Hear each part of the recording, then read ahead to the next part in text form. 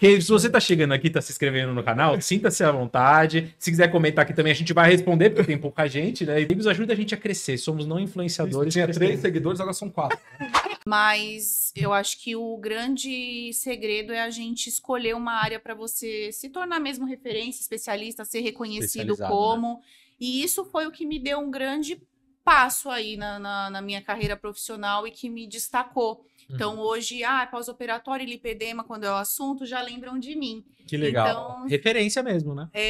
E aí tem surgido mais outras oportunidades, assim, eu tô ministrando curso na área, palestrando, às vezes eu tô em feiras, faculdades, então é um assunto que agora tá muito em alta, inclusive, né? Tá falando muito de lipedema, muita gente tentando entender, achando que é algo da moda, mas não é, a gente vai desvendar aqui. Então já fica essa pergunta, o que é o lipedema? Ótimo, vamos lá, vamos desvendar. Que inclusive pode até acometer homens, viu? Então, olha aí! Vamos saber aí direito. Lipedema hoje a gente já sabe que é uma doença, né? O que antes a gente achava, né? Eu tô com celulite, eu tô acima do peso, não tô conseguindo emagrecer, e a gente hoje já entende que é uma doença, e a grande característica que difere de todas as outras coisas é a dor, né? É uma gordura que dói. E ninguém acreditava ainda que isso poderia existir, sempre, não, fecha a boca e tal, e as mulheres passaram a se frustrar muito, porque elas não conseguiam cuidar, não conseguiam melhorar, e isso sempre impactou muito negativamente. E agora, desde que teve aí alguns famosos relatando tornou-se mais interessante, né, para a mídia pesquisar, falar sobre, então agora... a gente já tem várias formas de tratar e tudo mais. Acho que foi a Yasmin Brunet, não foi? Isso, exatamente. Ela foi no Big Brother e ela teve uma piora muito grande do lipedema que eu acho que ela não sabia que ela tinha. No programa? E aí tem até imagens, fotos, e aí quando ela saiu, ela descobriu que ela tinha e ela passou com hoje o maior pesquisador da área, que é um médico vascular, e começou o tratamento. Então, sem cirurgia, ela teve um baita de um resultado e aí começou a ser mais falado. Legal. Então, assim, é uma doença genética, porém, são vários genes envolvidos, então não tem como ter uma cura ainda. Porque não existe, assim, se fosse um gene envolvido, já seria mais fácil de assim, ter uma molécula ali, um medicamento, mas por não saber qual é exatamente o gene e tal, não tem como ter uma cura. Então, você, na verdade, tem vários, assim, polimorfismos em vários genes que estão relacionados com ganho de gordura, de inflamação, de inchaço, e a junção de tudo isso, quando você tem algum gatilho hormonal ao longo da vida, seja gravidez, puberdade, anticoncepcional, você começa a desenvolver. Então, é uma gordura que ela aumenta o tempo todo, o tempo todo, o tempo todo, e não tem sinalização para diminuir. E qual região que atinge, assim, normalmente nas mulheres? Ótimo. Ou braços ou pernas. Então, é uma pessoa que ela sempre relata que ela se sente uma pessoa da cintura para cima e outra para baixo. Então, ela é toda pequenininha, magrinha em cima e sempre tem aquele quadrilzão, sempre bem perinha, né? E hoje, quem tá assistindo e tem esse sintoma, qual que é o melhor caminho? O que a pessoa tem que fazer para chegar num tratamento específico? Ótimo. Hoje o diagnóstico, né, do lipedema ainda não tem exatamente um exame específico. Porque os exames de sangue se apresentam normais, que isso também traz bastante contradição, né?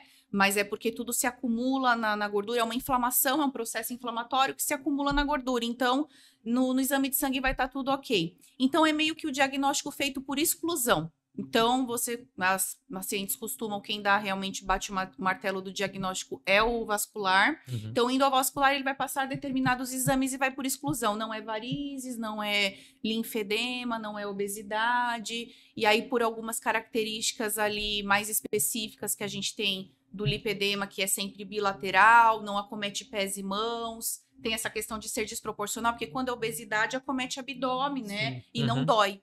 No lipedema já dói. Então, por essas características e também algumas perguntinhas que a gente faz para a paciente de como ela se sente, se tem bastante roxinhos do nada, que isso na obesidade não tem, aí a gente já identifica que é o lipedema mesmo, né? Então, é mais por exclusão e por um relatório, um questionário. Isso. E o não tratamento? O que pode acontecer?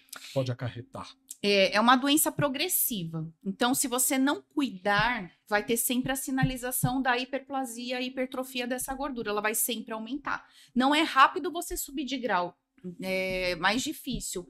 Mas é possível você ir tendo uma piora, vai sentindo cada vez mais dores e vai acometendo articulações, porque não é uma doença que acomete só a gordura, ela acomete todo o tecido conjuntivo frouxo, então é colágeno, tudo. Então, é uma paciente que começa a ter frouxidão ligamentar, ela tem sarcopenia, que é falta de musculatura, então ela vai sentindo dores, aquilo vai trazendo uma piora na qualidade de vida e na mobilidade. Então, é uma doença que precisa mesmo de tratamento, né? Mas hoje tem uma idade, assim, que a pessoa consegue ver? Ou a partir da idade de criança, essa pessoa já tem lipedema? Ou é mais adultos? Precisa ter um gatilho hormonal. Então, por exemplo, homens podem ter a manifestação dessa doença? Podem, porém precisa ter alguma desregulação hormonal em que o estrogênio vai se sobressair. Então, por isso que é difícil os homens ter. A não ser que a testosterona dele tenha uma queda muito grande e aí se sobressaia o hormônio feminino para vir o gatilho de desenvolver. Entendi. Então, na mulher, a mesma coisa. Então, quando ela tem, por exemplo, puberdade, que é uma mudança hormonal, ela pode vir a se manifestar, porque ela pode carregar esses genes, mas se ela não tiver um gatilho, seja hormonal, seja inflamatório, ela não vai desenvolver. Então, ela pode até vir a desenvolver na menopausa. Passa a vida toda ali sem, e quando vem a menopausa, essa desregulação pode dar esse gatilho, né? Mas hoje é operado? O tratamento é tudo totalmente feito na raça mesmo, assim, né? Tem a operação para tirar. Essa pergunta é muito boa. Assim, tem sempre o lado bom, né? Dos assuntos eles darem esse boom, né? Tem o lado bom de buscar mais informações sobre, mais estudos, mas tem o ruim das pessoas quererem surfar essa onda aí, né? Então, começar a trazer tudo milagroso, tudo rápido. Isso está sendo um crime, vamos dizer assim, porque a gente está falando de uma doença, de algo que traz danos tanto ali para a própria qualidade de vida, mas até psicologicamente falando, né? Então, é muito complicado os assuntos de tratamento. O que acontece em relação à cirurgia? A doença está no DNA. Então, você pode retirar a gordura doente, mas ela pode voltar. Pode voltar. E às vezes volta pior, porque você gerou uma inflamação na cirurgia. Então, se é uma doença que ela tem uma piora, se a gente tem um aumento de inflamação, consequentemente, uma cirurgia que é uma inflamação, você pode ter uma piora. Então, é um tratamento que tem que vir muito mais de dentro, de hábitos da pessoa, do que, de fato, algo de fora que a gente consiga tratar. Então, qual que é o segredo, na verdade, do tratamento? É a gente controlar o processo inflamatório no organismo.